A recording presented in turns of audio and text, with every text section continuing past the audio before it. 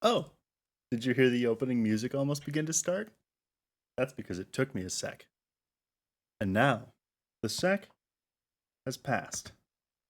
And it's time to continue. Okay.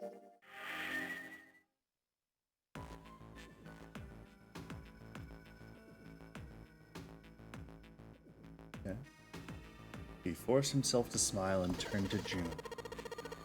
Let's just focus on finding Snake for now, okay? Yes, you're right. We can think about those other things later. Junpei nodded. Alright, where should we go next? Don't want to go back to the large hospital room. I think we should go to the first class cabin. Let's go take a look at the first class cabin. It's really close. They turned around and took off down the hallway to their left. Outside of the first class cabin, they found Clover. She was standing in front of the wall. She was staring at a meaningless point on the wall, her eyes blank. What should Junpei do? Talk to her. Are you alright? He did his best to sound friendly, but Clover didn't respond.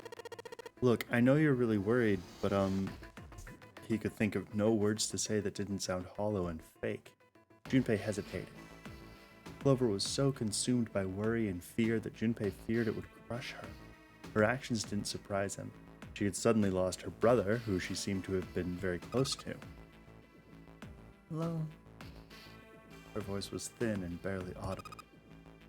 Hello. Hmm? Hello. I said, leave me alone. Suddenly, she was screaming. You're so annoying. Just go away and leave me alone. Just looking at you guys is pissing me off. Go away, okay? Just go somewhere else. Stop bothering me. Junpei was taken aback. Such anger and hate. June's eyes had gone wide with surprise as well. Why are you still here? Didn't you hear me? Fine, forget it. If you aren't gonna leave, then I'll just... Alright. Let's go, June. Yeah. They turned and left Clover. As they did, Junpei glanced back over his shoulder to see Clover wiping tears from her face. Clover had driven home the misery of their situation, but Junpei told himself that getting depressed would get him nowhere but depressed. For Clover's sake, they had to find Snake, and fast. He did his best to push away the misery and depression, and forced a smile. So where do you think we should go next? Wait, did we go to the casino? I want to go to the casino. How about the casino? Let's go take a look. They turned and headed off down the hallway to their right at a jog.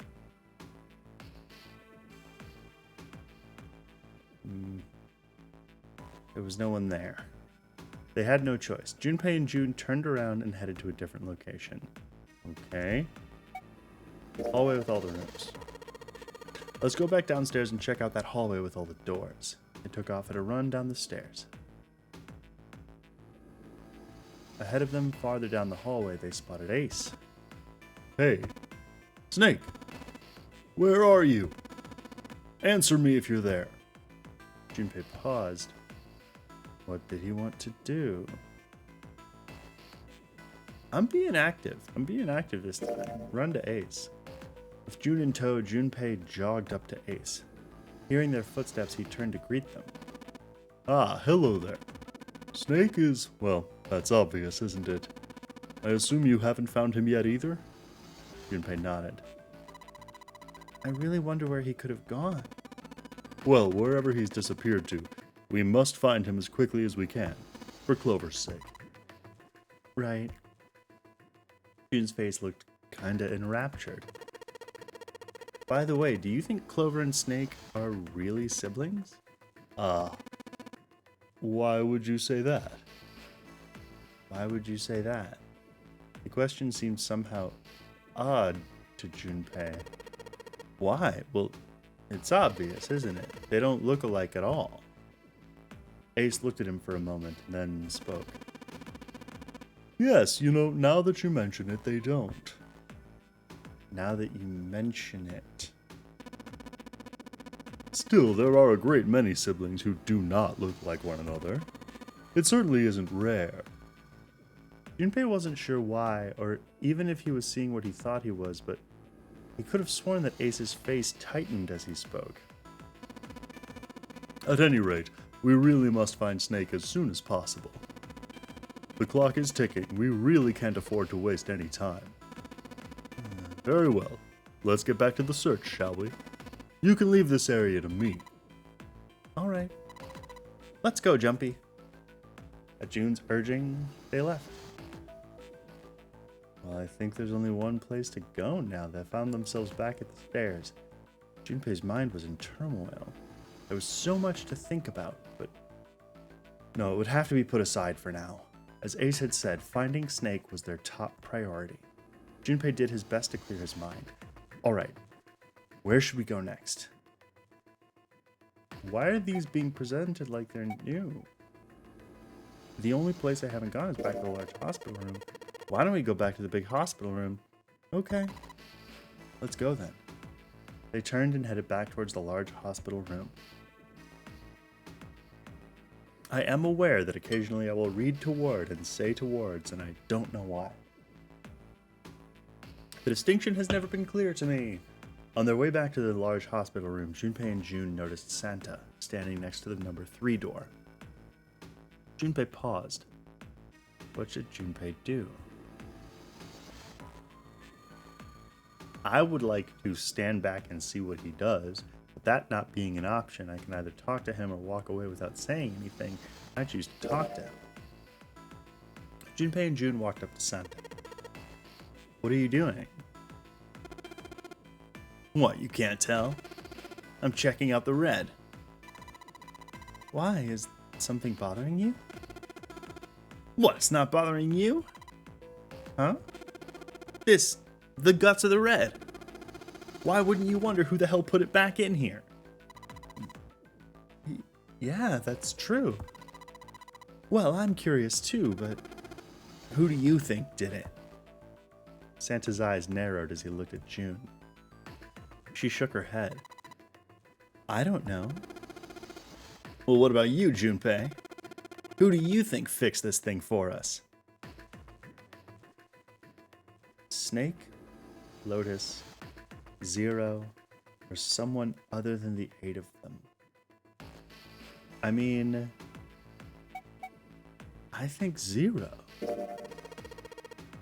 I think it was probably Zero. Why? Isn't that obvious? He's the guy who set this whole thing up. You don't think that should mean the opposite. Seems to me like that means he didn't do it. I mean, who do you think took that stuff out in the first place? Probably Zero. Yeah, exactly. Then why the hell would he put them back in after he'd taken them out himself? It just doesn't make sense. Why do all that work? I mean, yeah, I guess that makes sense. So what happened then? Who put that stuff back in the reds? Junpei furrowed his brow. So in other words, one of us is the person who fixed the red. Santa grinned. Bingo. We have a winner. But if that's true, then the person who did it doesn't want the rest of us to know they fixed the red. Yeah. But why? No idea. Maybe if they come clean on that, it means we'd find out something else. Something bad. Something bad. Dunno. But whatever it is, it's gotta be worth hiding. Of course. It could have something to do with Snake's disappearance. You think maybe they did something to Snake? It's not out of the question. Junpei stared at Santa. There was something about him that made Junpei wary. At first, he'd assumed the other man wasn't terribly clever, but Junpei was beginning to think that he would need to reevaluate that assessment. When Santa spoke again, his voice was quiet. Look, if you trust anybody in this game, you're gonna lose. You've got to be careful. The person you trust the most could turn out to be the one who stabs you in the back. With that depressing suggestion, he turned and quietly walked away. Junpei and June looked at one another and smiled awkwardly.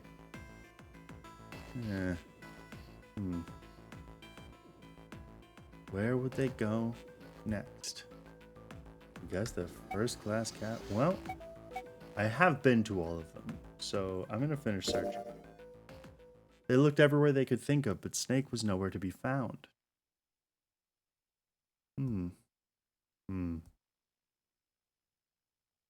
Lotus looked around at 6 frustrated faces and spoke.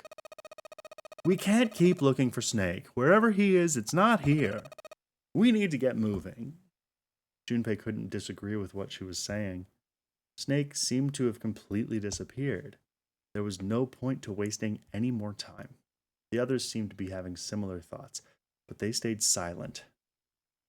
Finally, 7 spoke. We don't got a choice. Lotus is right. We're not gonna find Snake. There's a problem, though. We've got to figure out who's gonna go through which door. Yes, I have a proposal. She walked back and forth across the floor, her heels clicking against the wood. Finally, she stopped. Why don't we decide on one person to sacrifice? Sacrifice? Well, perhaps that's a bit of a harsh word, but yes, you've all figured it out by now, haven't you? We can't all make it through those doors. If we split into 2 teams of 4 and 3 people respectively, then 3 people will be left behind. If we split into 2 teams of 5 and 2 people respectively, then 2 people will be left behind.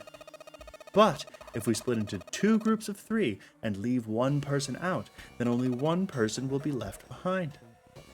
Leaving behind 3 people with 2 teams of 4 and 3. She was right. It wasn't pleasant, but she was right.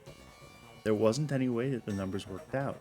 If one group was 4, the other group would always have a digital route that didn't match a door. When 7 spoke, his voice was strained. Then, you're saying we gotta decide who's gonna stay behind? Yes, we do. Given our circumstances, it's logically and morally the best solution. If the other 6 are to survive, then 1 person has to sacrifice themselves. No, that's too cruel. What's so cruel about it? To just sacrifice someone like that? Then what's your plan? Maybe we should sacrifice 2 people instead of just 1. That's not what I meant. We shouldn't sacrifice anyone. I told you that's impossible. Wake up. Whoa, calm down, you 2. Santa stepped between Lotus and June. Look, what Lotus is trying to say is that you should aim to bring the greatest amount of happiness to the greatest amount of people, right? Exactly. That's how democracy works. And for that reason, I think the only fair way to decide who will be sacrificed is through a vote. What do you think? No, that's terrible. I'm not asking you. Shut up. What about you, Santa? Me? Well, I agree, I guess. All right, that's 1 vote for. Counting mine, that's 2.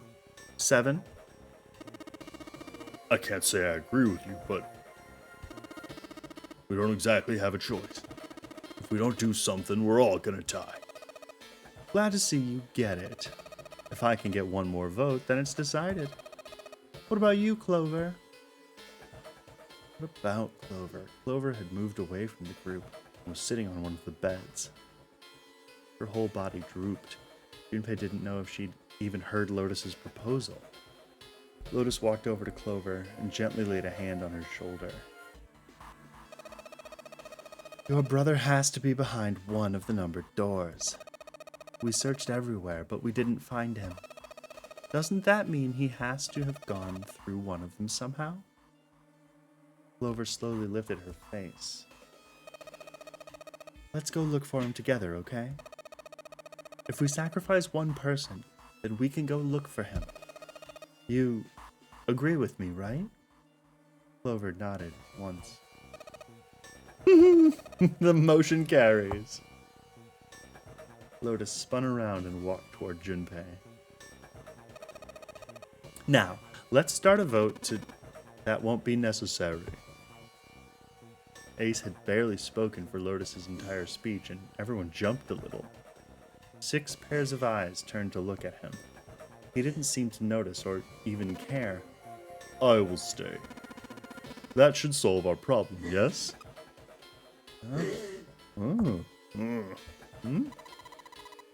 Ace, what are you saying? No, you can't do that. That won't solve anything. June's voice shook and she looked around desperately for someone to agree with her. Ace simply looked at her. June, I'm afraid you may have misunderstood me. I said I would stay, but I never said I would sacrifice myself. Huh? I trust you, each and every one of you. I believe you'll come back for me. Whoa, there's optimistic and then there's just nuts. Those doors only go one way. You go in, you don't come out. If we go through them, you won't be able to return, correct? Yeah. True, but that will not be the case once you've escaped from the ship. What? Please, I beg you, once you've escaped, come back and rescue me. Ideally within the time limit Zero has given us. No, that's ridiculous. There's no way we could get back in time. Finally, Junpei could hold his tongue no longer. We've only got 5 hours left. We don't even know where the hell we are. How on earth are we going to find someone to come and rescue you? Then perhaps you would prefer to stay instead of me? Or perhaps you would be willing to leave June behind? Ace's voice was dignified and without a hint of cruelty or malice. Junpei had no rebuttal. You see, there's no other choice. Then I see we've come to our conclusion. Go on.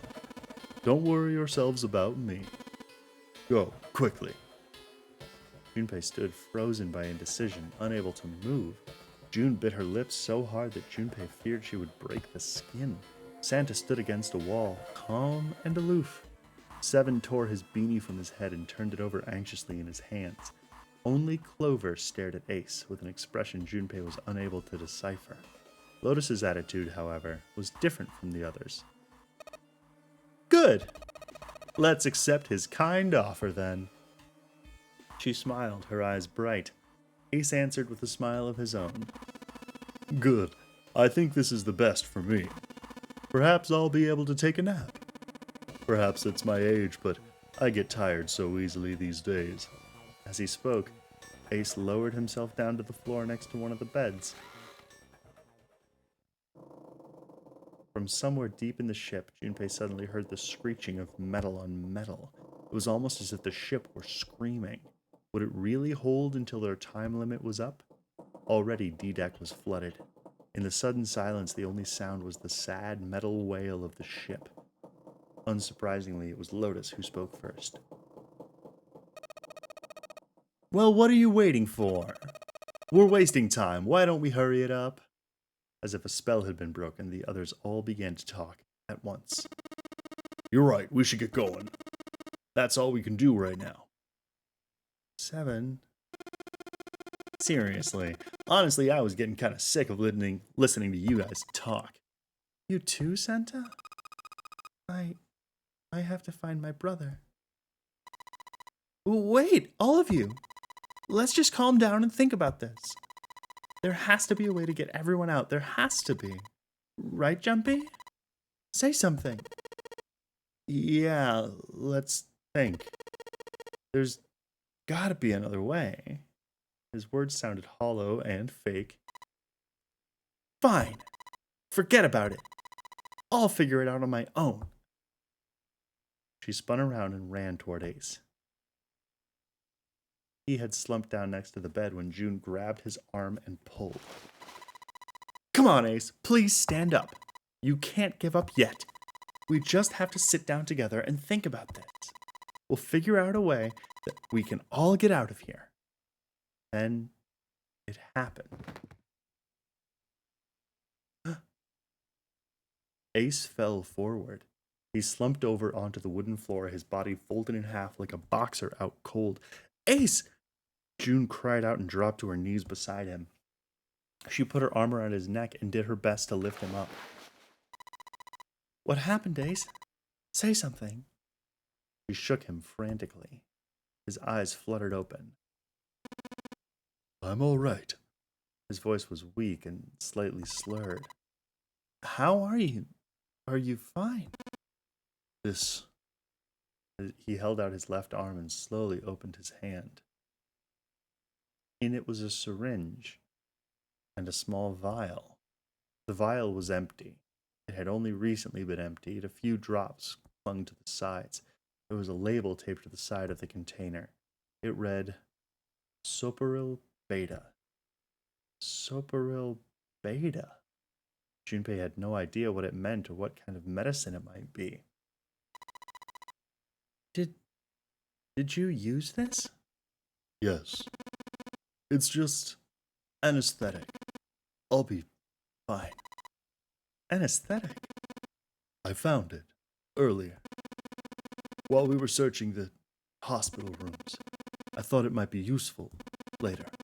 I didn't think I'd be using it on myself. Why did you do that? Didn't I tell you? I'd like to take a nap. I really am very tired. Junpei knew that wasn't why he'd done it. Ace had injected himself with anesthetic to forestall Junpei and June's attempts to bring him along. If he couldn't move, there was nothing they could do. He'd injected himself so they would be forced to leave him behind. Ace.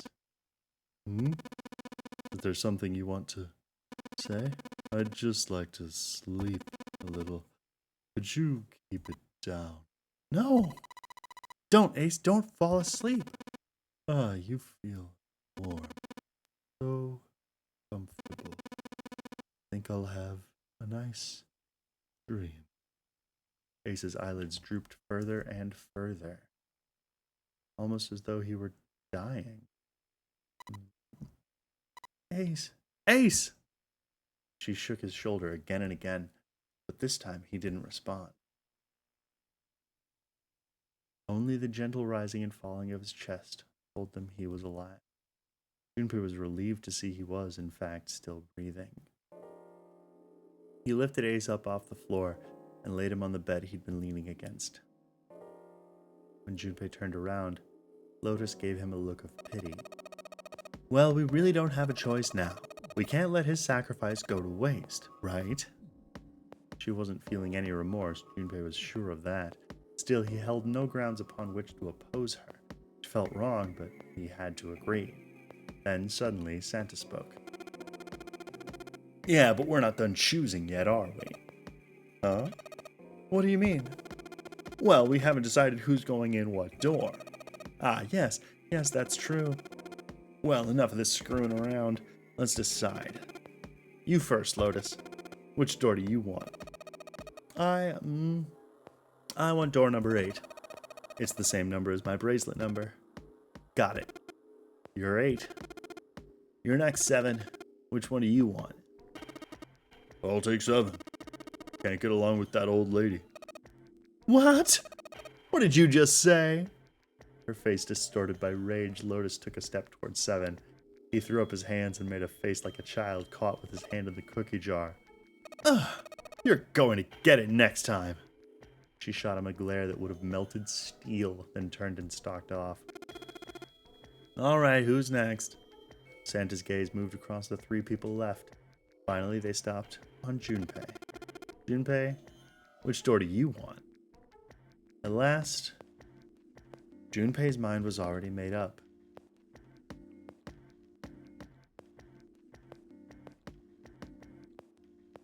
Well, I can't pick door 3 since we're picking 2 teams. I want to go with 7. I I think I'm gonna go with door 7. Okay, 7 it is. Yeah. Alright then, that means June's gotta go through 8. What? Why? What? Santa grimaced and muttered angrily to himself, but finally began to explain. If the 6 of us are gonna keep going without leaving anyone behind, there are only 3 ways we can do it. Plan A. Go through 7 with 3, 5, 8, and go through 8 with 4, 6, 7. Plan B.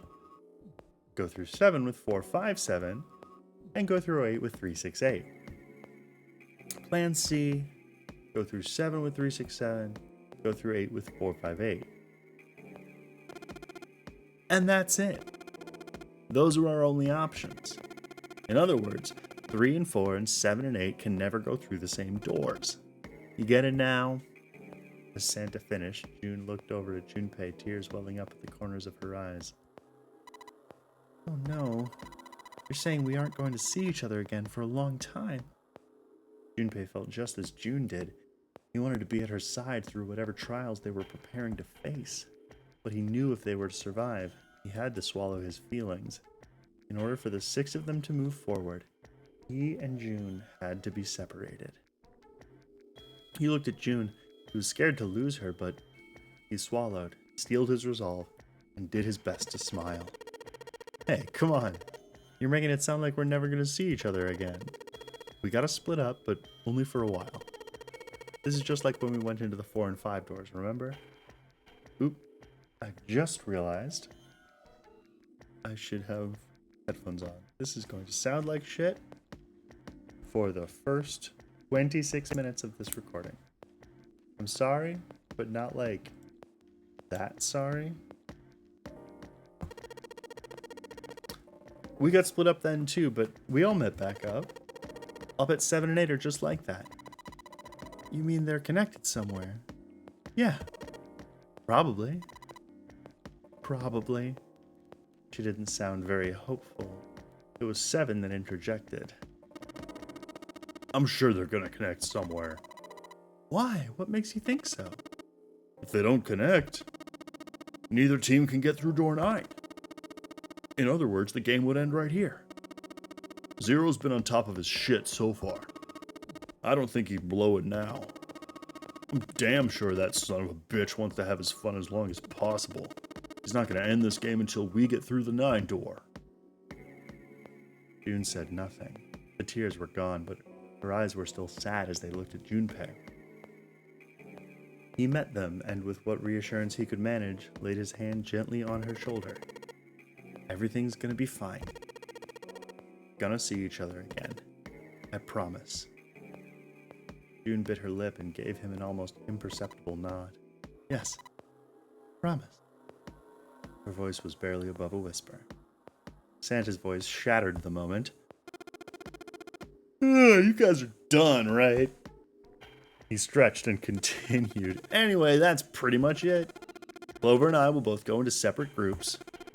I figure I'll take 8 and Clover can take 7. Any problems with that, Clover? Clover looked away and was silent for a moment. Whatever. It was more of a dismissal than an agreement, but Santa didn't seem to care. All right, we're ready to go then. Let's move. Are you beginning to notice that Junpei's decisions, parenthesis, my decisions, seem to dictate a lot of other decisions? That it was up to Junpei where to go, and once he did, that just cascaded out to where everybody else went. Huh. How about that? At Santa's command, the group split and headed for their respective doors. Clover, 7, and Junpei walked towards door 7. Santa, Lotus, and June headed for door 8. For a long moment, they stood in front of the door. 7 took a deep breath. You guys ready? Yeah. Yes. Okay, let's go.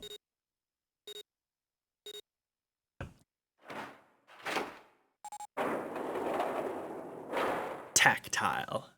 Love this game. The door had opened, A narrow hallway stretched out before them. 7 and Clover leapt through the door. The moment they did, their bracelets beeped. The detonators in the bracelets had been activated. Junpei stepped forward to follow them. But as he was about to step over the threshold, he stopped. He looked to his right, toward door 8. June stood there, a mirror image of Junpei. She turned and looked toward him. Their eyes met. They nodded. Their farewell took almost 1.5 seconds. Then someone took hold of Junpei's arms and hauled him bodily through the door. He heard the sound of the numbered door slam shut behind him. His bracelet gave a cold electronic beep. Only 81 seconds left. No time to waste, guys. Let's get moving. 7 led the way down the hall. Junpei and Clover followed him as fast as they could. After what seemed like far more than 81 seconds, they reached the end of the hall. To the left of a wooden door, they found the dead. There was no time to rest or catch their breath. All 3 slammed their hands in quick succession over the scanner panel on the dead.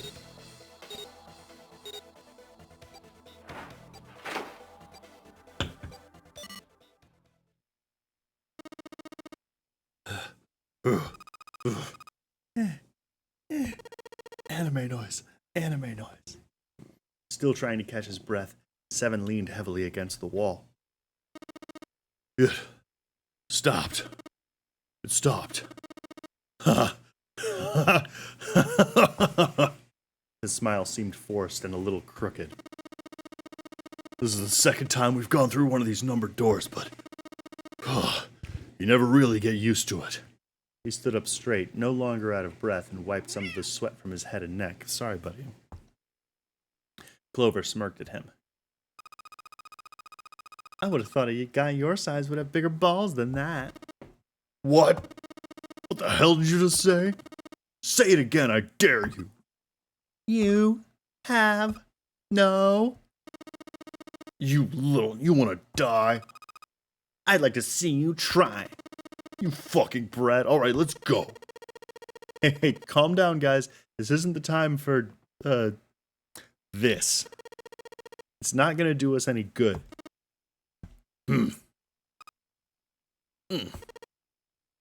Gosh. Gosh, Junpei? Really? Junpei sighed. Sometimes he wondered if the doors and the puzzles were really the greatest challenge they faced. Wait here for a minute, alright? I'm gonna go see if there are any other doors. They didn't respond, but Junpei wasn't in the mood for a conversation anyway. First, he examined the inner part of the numbered door. It was, of course, shut tight. On the left was a single short hallway that terminated almost immediately at a thick iron wall. Junpei doubted the wall could be moved. At last, he gave up and returned to 7, who was tapping lightly on the wooden door. This door's the only option we've got, right? Yeah, looks like it. There was a metal plaque bolted above the door. It read, Operating Room. If it was to be believed, the room on the other side of the door was an operating room. Thanks, Dad. Something about it made Junpei feel nervous. Well, there's no point in standing around. Might as well go in and see what's waiting for us. 7 grabbed the brass knob and slowly opened the door. Hell yeah. Oh boy, the creak of the hinge sounded like the groan of an old woman. Perhaps there are other sounds we could have referenced here, but this is the one we went with. A chill snaked its way down Junpei's spine. Quickly, he gathered what courage he could and took the first step into the room. 7 followed, with Clover right behind him. Part of the room just past the door was obscured by a screen. Clover's curiosity got the better of her, and she darted past Junpei to peer around the screen. I told you I wasn't going to scream. I'm not going to scream. I don't do screaming, but she's screaming. Her scream nearly blew out Junpei's eardrums. He and 7 ran toward Clover to see what had frightened her.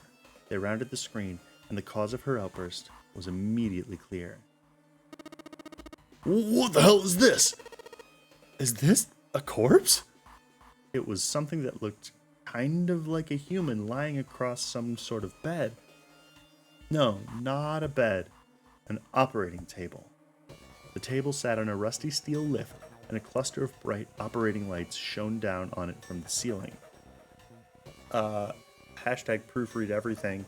That should be SHONE. The past tense form of shone. The past tense form of shine, not the past tense form of show. Just, you can't turn them off. Proofreading instincts, that is. Slowly, they approached. As they got closer to the body, it became clear that it wasn't a body at all. What the hell? That's just a huge doll or something. A doll? Clover did not look terribly comforted. Slowly, she approached the operating table and looked as intently as possible, from as far away as possible, at the thing. Phew. Junpei could see her relax. You're right. It's only a doll. Man, it really scared me. She heaved a great sigh of relief and wiped a few drops of sweat from her forehead. Seven smirked.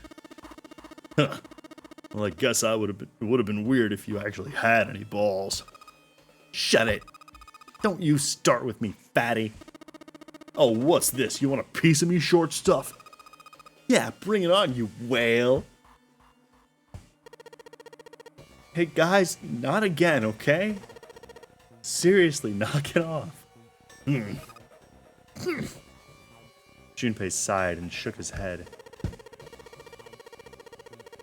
Anyway, it looks like he's got something the two of you could stand to have a little more of. I'm talking about a heart. Oh, this? You mean on his chest? Yeah. It was set a little higher than normal for a human body, but from the shape of the organ, there could be no doubt that it was a heart. Why would there be a heart in a doll? I don't think it's a doll. You think maybe it's like a medical mannequin or something? Or maybe it's got more personal uses? Seven's grin was more than a little perverted. Why you gotta be horny? Clover glared at him. Anyway, how about we take a look around this place? Let's go. Okay. Sure thing.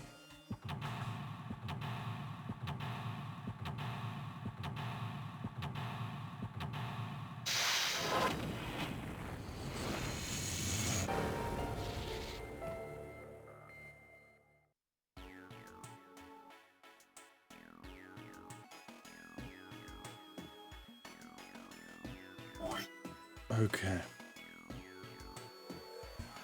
I mean, hey, I wonder what this thing is. It says KG on the display. You think maybe it's a scale? Huh? There's some sort of lid on this thing. Why don't you try opening it? Can't. There's no handle. Can't get under it with my nails either. Okay.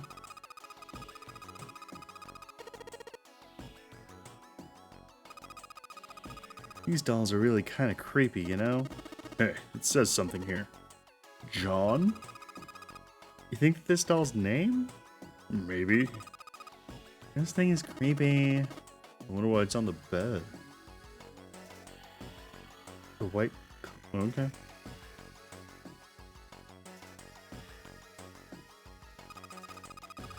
They use these for surgery, right? Let's see. Syringes, cups, a plate. There's a sort of scissor-ish thingy. Can I take that? Yes, I can. Good force there. Those scissors? They look kind of funny. No, it's probably a pair of kosher forceps. Yeah, you know. Surgeons use them during operations. They can hold blood vessels shut and keep tissue out of the way. We can use it to pull stuff out of small holes or something like that. Alright. Glad you know that, Seven. Not sure why you do. Now I'm just trying to touch things and see what I can get, and it seems that the answer is nothing. I don't care for that. Another medical mannequin. From the looks of it, this one's a chick. She has a name too. Lucy. Poor thing. Looks like Miss Lucy only has a head and a left arm. Maybe we're supposed to gather all her parts. That would be very video gamey. Some kind of device attached to the bed. It says kg on the panel. Is this also a scale? Only one way to not really find out. What's this thing? It's got these short iron legs. Maybe it's a heater. There's nothing inside it. Alright. Fake chest. Maybe you're supposed to heat something like that gauze to kill the bacteria. It's a boiling thingy over there. There's nothing on the lid or in the drawers. Drawer is empty. Yeah, nothing there. There are a whole bunch of bottles on the shelves. They all look like medicine. They've got labels, but they're all big medical words that I don't understand.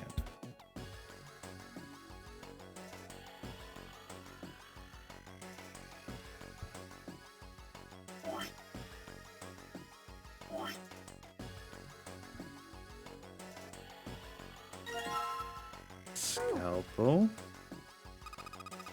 None of this other stuff looks useful. It's rusty. That's disturbing. Medical mannequin with its guts showing. Ew, gross. Hey, Junpei. There's a slit in this thing's chest. Yeah, sure is. Something in there. Maybe we can get it out. Damn it. Sticky thing won't budge. Stuck. Well, I guess you can't use force on this one then. We need something small that could fit into that little hole. Something exceedingly specific. Something like forceps. Fake or oh, okay. What is this? So we took the organ thingy out of the chest thingy. It's a lung, not an organ thingy. Huh? This part here on the back, it's all rubbery. You're right. So, it's a fake organ. Of course it'd be... Wait, what's Seven grabbing it for? Hey, it feels like there's something in here. You think we can cut through the rubber part? With, say, a scalpel? Let's try cutting this organ with a scalpel. A key. There's a key in this organ. Found a key in an internal organ. Normal. Super normal stuff. Let's see what's over here. Cool, it's unlocked. Oh. I unlocked it with the key. Maybe. Let's see if... Huh, piece of paper. What's this? Is this some kind of medical record? New material has been added to the file screen. Well, let's see what it is. The medical record. Actually, I need to...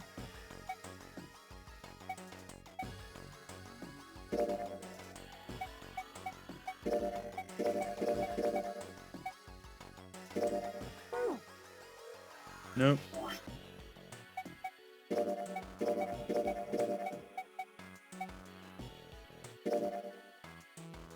Medical record found in the preparation room. It has records for 2 mannequins. There's a male mannequin named John and a female named Lucy. The record shows each mannequin's total weight and the weight of their individual parts.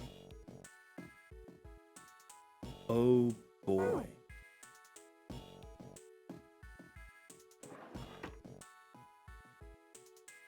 What's this?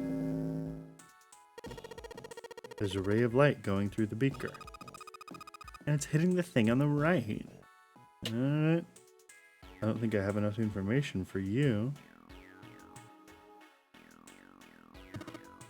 Sink. Doctors and nurses probably wash their hands here before an operation. Nothing suspicious here. Ray red door? It won't open. Looks like it's locked. There's a red plate on it. Do you think that means something? Blue one's locked as well. And the purple? Damn, it's not opening. It won't even budge.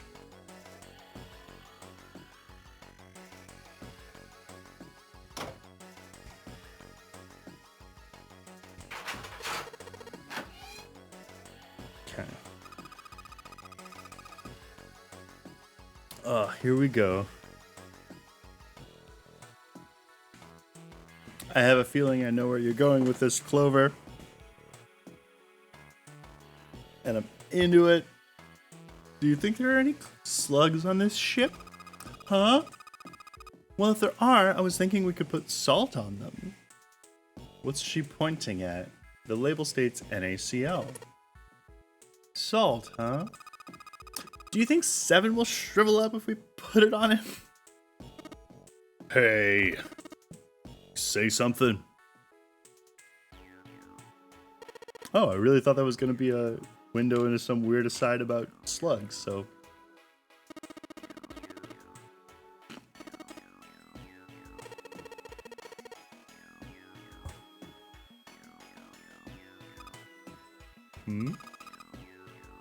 Something stinks. Coming from this bottle? It says NH3. Well, that of course stinks. Ammonia. Oh, good stuff. Let's go for a drink. What are you talking about? I'm talking about that bottle.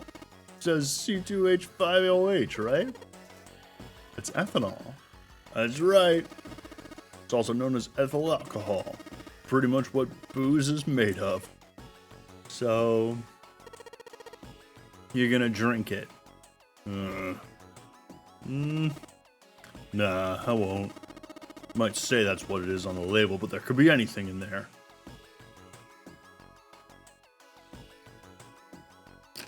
Okay. Oh boy. Iron is 1, salt is 2, water is 3. Carbon dioxide, ammonia, and ethanol are all question mark. What do you think this is a hint for? Maybe it's got something to do with this box. Ah, red liquid. Well, you try pouring some out the cap. Can't see any reason why not. What's that? It's bright red. Do you think it's blood? No, blood's thicker than that. Then what is it? Beats me. The other one. Blue liquid.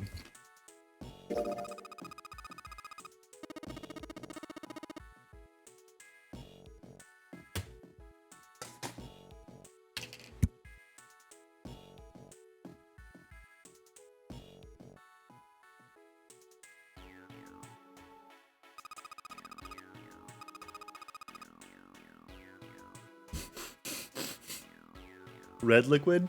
Gotta be blood. Blue liquid? Gotta be alien blood. Green liquid? Different alien blood.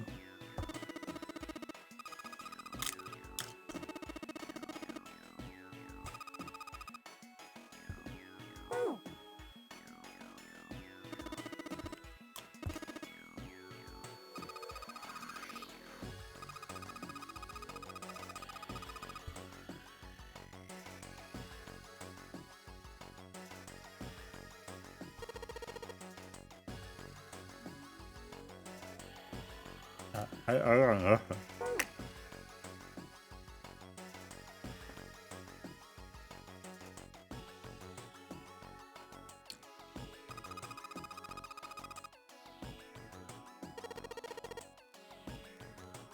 There's a bottle of iron powder. The label says Fe. Fe stands for iron, right?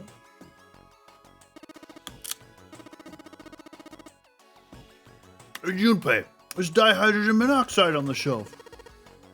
Why don't you just say water?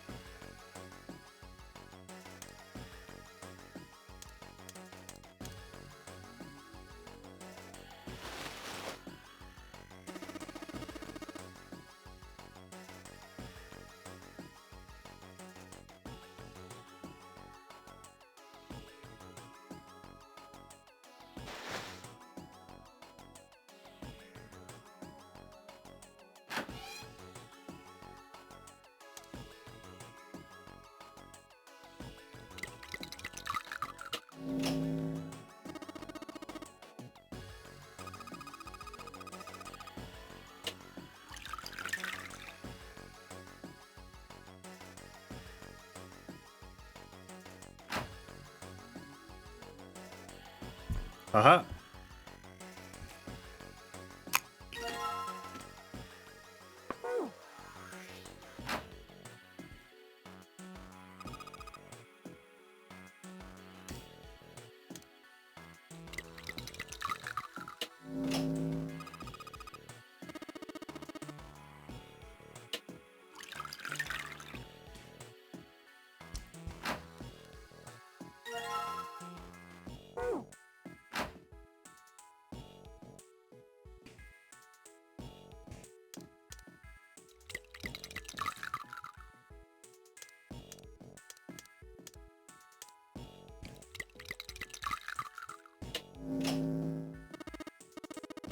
Get it.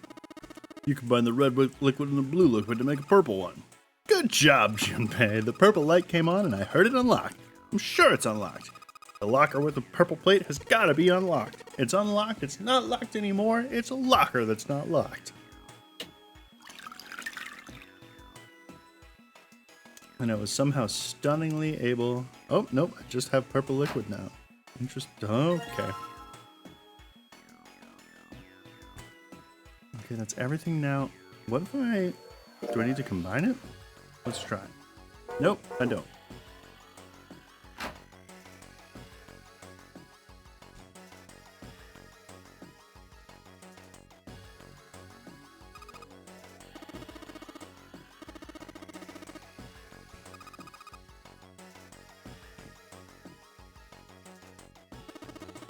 What's this? Light switch. Doesn't seem to be working.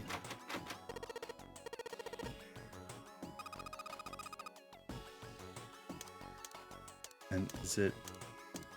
Oh, no. The entrance to this door was the key that I found in the thing. Well, let's try it. Do I have enough? An old hard bed. Lucy's head and left arm are sitting on the bed. Maybe something will happen if we gather all of her body parts, which I apparently have not yet done.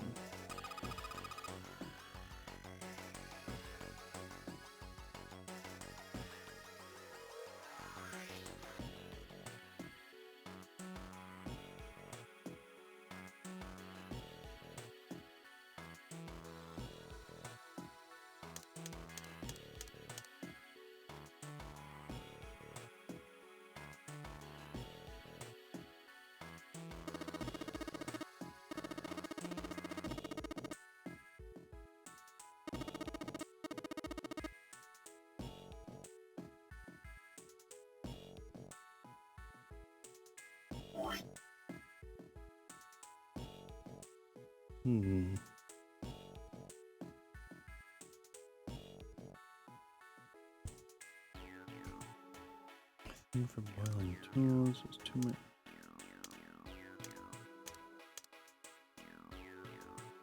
It's gotta be something in here.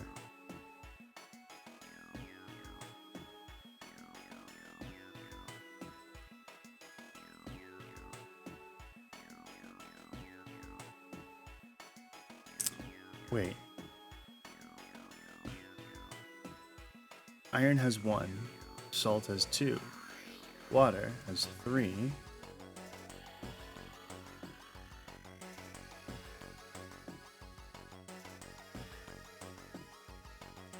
Carbon dioxide. What if I tried this? What if it was the next 3? Because they are side by side. So 1, 2, 3.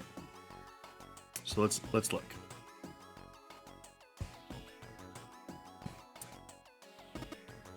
CO2. H2O is 3. I think CO2 is also 3. Has 3 molecules. This carbon dioxide is made up of 1 carbon atom and 2 oxygen atoms. That equals 3. Bottle of ammonia on the shelf says NH3. That's 4. We got 3, 4,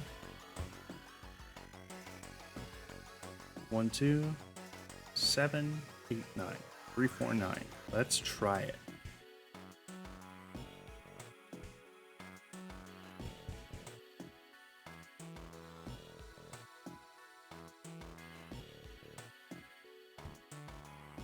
Once you input E is for enter, C is for clear. Thanks, Dad. 3, 4, 9. Enter. Haha, I think. Yes! Fake heart. You fucking got it. Well done, me. You think we should go back? Yeah. I think that's probably best. Clover nodded and left. Junpei was about to follow her when he realized that Seven wasn't following suit. Hey Seven, what's up? Oh, well... He looked up at Junpei distractedly and then back down at the brown bottle he held cupped in his large hands. What's that?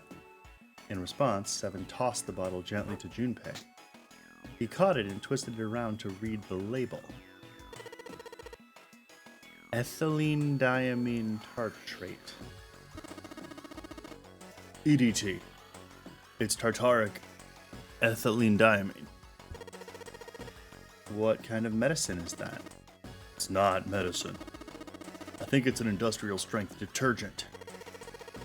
Why would they have something like that here? Well, probably to clean stuff up. Clean what up? Fuck if I know.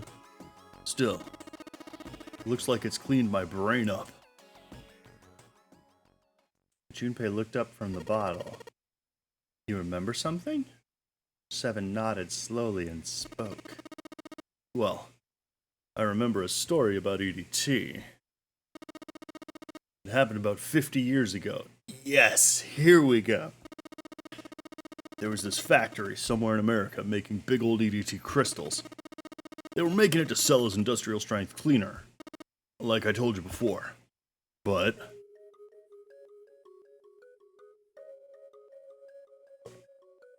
a year after the factory started up, something strange started happening with the crystals they were building. Water molecules started attaching themselves to the EDT crystals. This made them into a sort of mutation of the original crystals called a hydrate. Once the crystal turns into a hydrate, though, it's useless as a cleaner. The factory had to just dump the crystals. As a hydrate, they were useless. But it didn't end there. After that day, the same thing started happening in EDT factories everywhere, even ones nowhere near that first American factory. They'd been making crystals the same way, with the same materials, the same equipment and environment, but now all of a sudden, every single crystal they formed turned into a hydrate. In fact, ever since that day, no factory anywhere has been able to make a pure EDT crystal. Even in EDT research done years before, they've never gotten a hydrate. But after it happened at that first factory, it just spread. It was like, man, how do you say it? Like the molecules were communicating with one another, transmitting information in a way humans couldn't perceive. This phenomena spread throughout the world. Right? Junpei looked up at Seven with half a smirk. Seven stared at him dumbfounded. Yeah, that's it exactly. But how did you know? I heard another story kind of like that one. When? In the freezer. What? The freezer? Junpei told Seven the story he'd heard from June in the freezer in the kitchen. The one about glycerin. How one day glycerin began to crystallize, and the story of ice that wouldn't melt at room temperature. When Junpei was done, Seven looked thoughtful and absent-mindedly rubbed the scar on his chin. Ice that doesn't melt at room temperature, huh? That sounds familiar? Yeah, hold up. I feel like I can remember something. It's right there. Seven squinted. His eyes stared off into space as if he were trying desperately to focus on something far away. Do you know something about it? I told you I think I do. Just hold on. Seven thought hard and mumbled to himself. After a few minutes, he gave up. Damn it. Why'd you have to ask me some dumbass question? totally lost my train of thought.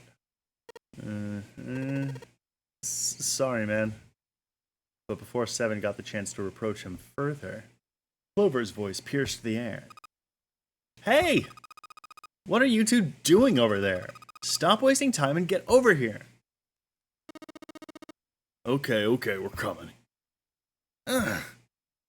Seven looked at Junpei. Well. Look, if I remember anything, I'll let you know, alright? Right now, we need to get the hell out of this room, though, okay?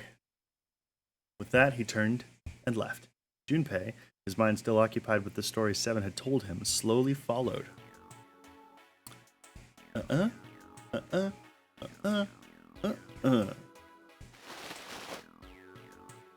Boop.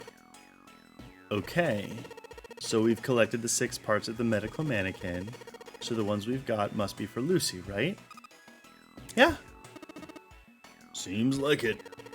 Well, I say we give Lucy her parts back. Any objections? Nope. Agreed.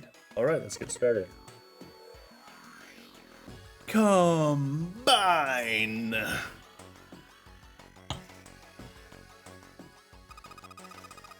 Oh, there's a number on here. 51 kilograms. What's this? Is this the weight? Well, we were just stacking body parts on it, so it makes sense that it'd be the weight. But wait.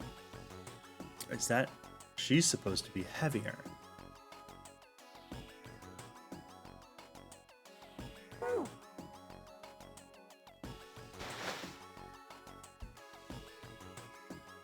Something that looks like it could be scale next to the operating table. It has something that looks like a lid on the front of it.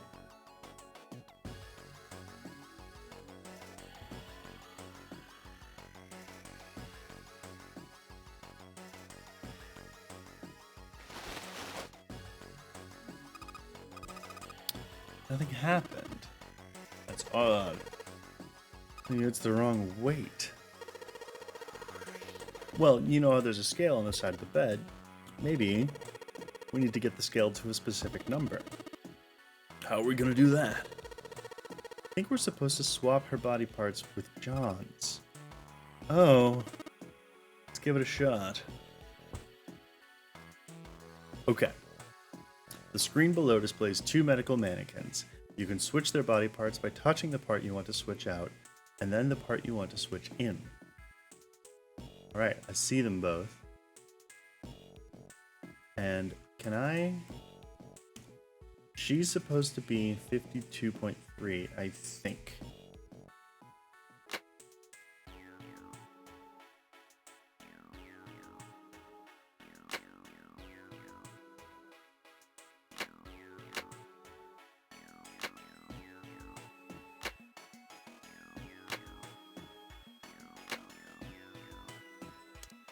Reset, back, I need to check something. No dice. I think if we knew the weight of each part, we could figure it out. I do know the weight of each part. So, she's at 51, she needs to be at 53.2. I don't know how to...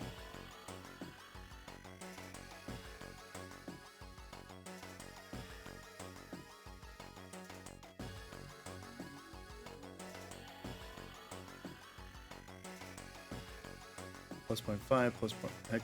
Okay. So if I'm at 51,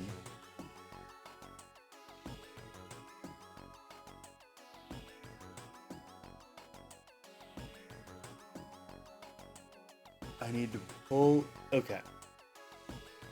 I need to pull 2.2 kilograms from him. And everything adds. So 6 and 4 is 10, and 5 is 15.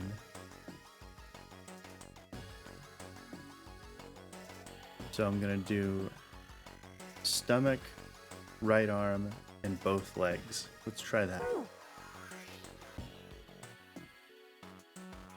Stomach, right arm, not chest, and both legs.